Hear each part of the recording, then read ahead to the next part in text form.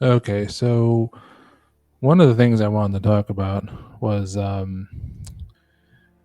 sort of like loss, which is a big thing for um, people who are ill or just on their way out, right?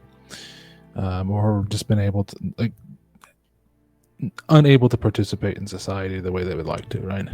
And so if you're disabled for any reason, um, you lose out just on not on things that you were doing but could have done, right? So that's why my Elysium is lost, as it were, right? That sort of heaven on earth. But so I was supposed to go to uh, Tallinn University, which was the capital of Estonia, which is at the time was a pretty cheap place to live. It still is, right? And I just wanted to like show you where I was going to live, um, because it seemed pretty nice at the time. So yes, this is the place, and as you can tell, it's still only $400 or 400 euros a month, and that is I'm pretty sure not with everything included, or maybe it was at the time. I can't remember, but it was much cheaper than that um, when I was slated to go there and study. Um, Now I would have been a much older student. I would have been 32, 33, I think, when I started. Um, uh, that's not of any concern to me, but uh, this was like a big selling point for me because of A, how cheap it was, and B, just how like nice everything was. As you can tell, it's like meant for students and professionals, although I feel like for much wealthier people, because like I've known international students and like they often rent out like expensive like European cars and stuff like that. When I was in Edinburgh, I went to the University of Edinburgh, as I like to tell people, and this was like a big thing that everyone had like a fucking car, like the Saudi fucking people all had cars.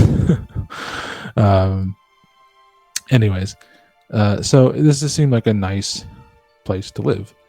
Um, it was clean. It was renovated. I think I wouldn't have signed anything unless I got there first and saw it, but um, it just seemed like not idyllic, but a place where I can go and just do my thing, right? Which is just study, enjoy my time in a different country, and travel a bit, but also just be in a clean, safe spot, right? With like three other students or professionals. Yeah, so students or working professionals, whatever.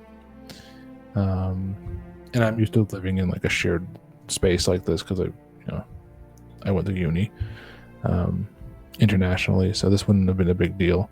And this isn't what necessarily sold me. It was these pictures. So yeah, this was 2018.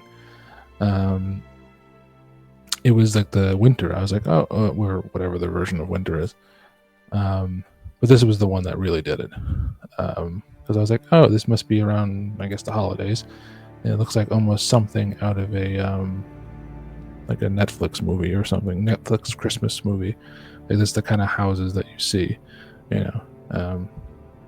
And so that was sort of taken from me, and I'm still kind of sour about it because I would have liked to live here. It was just very cheap and affordable, and yeah, it was um, what I would have called like some small measure of peace, which is from the end of the Last Samurai movie with Tom Cruise, but I forgot who directed that. Joel Zwick, one of the Zwicks, directed it. And anyways,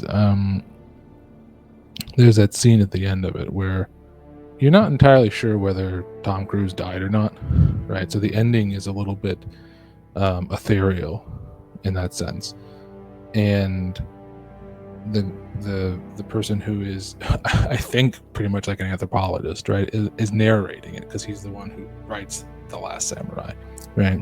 But anyways, the point being is that he's an unreliable narrator. But that's the beauty of the ending of it, is that we don't know whether Tom Cruise dies, whether he finds that small measure of peace. It's actually irrelevant, right? I choose to believe that he does find it, even if it's in death, right? Even if that his Elysium is just in his brain before he is, the light goes out. And so that is what I didn't get, because I don't have that place. I didn't get to visit that. He got to live in Japan in the movie, and he got to experience it, and so he already had a place in mind that he can go to, and it would be real for him. I didn't get that, and so I'm very upset about that. And I don't know if I'm ever going to get better. I don't know if I have other illnesses happening right now. I don't know if I'm going to die of something else.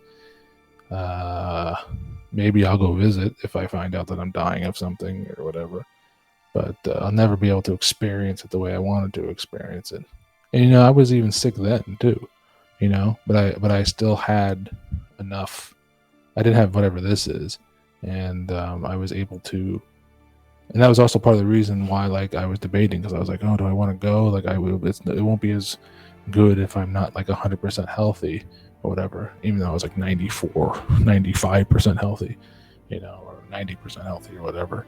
And I just didn't take the opportunity to do it even earlier, I suppose. And so, because I just kept waiting, I was like, maybe I'll get better. And then I just kept getting sicker. So, yeah, I just wanted to share that, because maybe it was just my own fantasy or whatever, or I was romanticizing it, but I'll never know because I never got to go. So, well, that's it. That's all I wanted to share.